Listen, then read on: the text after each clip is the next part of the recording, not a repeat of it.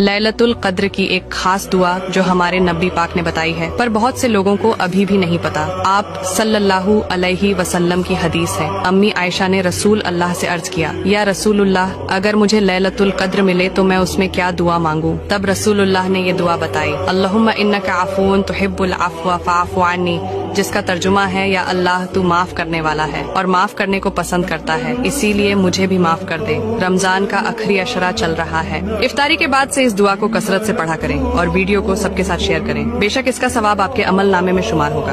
रमजान का पहला अशरा 10 दिन का होता है, दूसरा अशरा 10 दिन का और तीसरा अशरा भी 10 दिन का होता है। रमजान का पहला अशरा रहमत का होता है, तो हमें इन 10 दिन तक ये दुआ पढ़नी चाहिए। रमजान का दूसरा अशरा मगफिरत का होता है, तो हमें ये दुआ पढ़ना चाहिए।